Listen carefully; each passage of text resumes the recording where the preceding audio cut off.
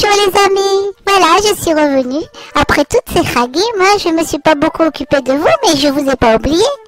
Alors voilà, nous commençons cette semaine un nouveau livre et une nouvelle paracha.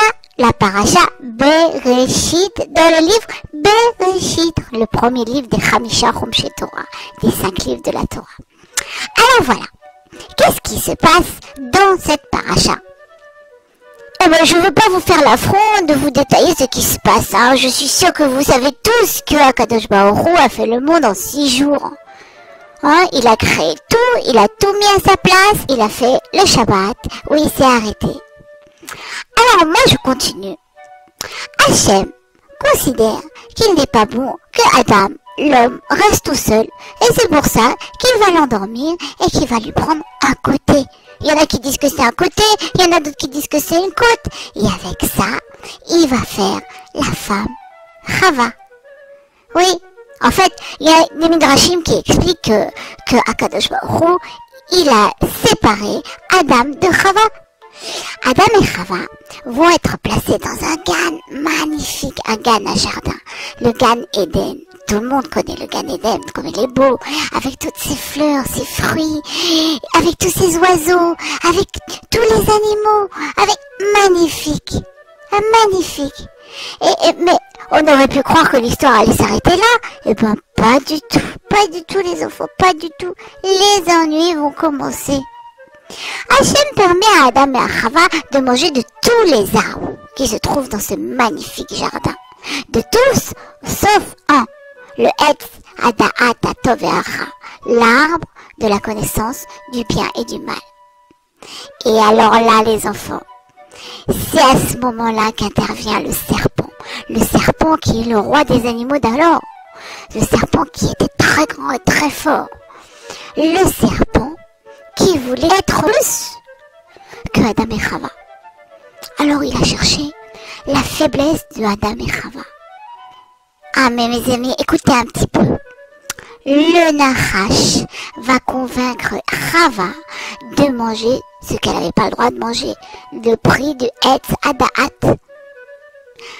Le fruit interdit, c'était un fruit qu'il fallait pas manger tout de suite. Il fallait attendre l'entrée de Shabbat parce qu'il était encore Orla. Donc, dans la Orla, il y a une force qui n'est pas bonne. Elle était bonne pour faire le monde. C'est une force qui divise. Akadosh Baruch Hu a utilisé cette force pour faire le monde. Parce que vous savez très bien, les enfants, que au début tout était un, puis Akadosh Baruch Hu il était un. Donc Akadosh Baruch Hu il a utilisé cette force pour découper. Et en découpant, il a fait les étoiles, le ciel, la terre. Il a fait les animaux, les hommes, les végétations, tout ce que vous connaissez. Mais après, il fallait arrêter de découper. Et dans le fruit qui est là, là, il y a encore cette force-là qui découpe. Et il fallait pas la manger. Et malheureusement, Adam et Chava, ils en ont mangé. Et donc, ça a découpé quelque chose à l'intérieur de nous. Et depuis, c'est très difficile. Parce que c'est à cause de ça qu'on a du Yetzer Hara. On découpe trop de choses. Voilà. Donc c'était pour ça que le Nachash, le serpent, il avait poussé Chava à manger du fruit et à le donner à Adam. Alors, résultat des courses, ça... résultat des courses, on va être obligé de quitter le Gan Eden. Derrière Hagaf, les enfants, vous savez ce que c'est le Gan Eden? Vous savez comment on reconstruit le Gan Eden? En reconstruisant le Beth Amikdash. Parce que le Beth Amikdash, il reconstruit le Gan Eden. C'est la même chose. Alors au début c'est des pierres et puis après avec la koach de la Shrina, avec la force de la Shrina, tout va repousser. Les bois vont redevenir des arbres, les animaux on va plus les tuer, et puis l'endroit du Kodesh HaKodeshim, ce sera de nouveau l'endroit où Akadosh Baruch Hu il sera, et nous on pourra y être aussi. Alors on a encore du travail, hein.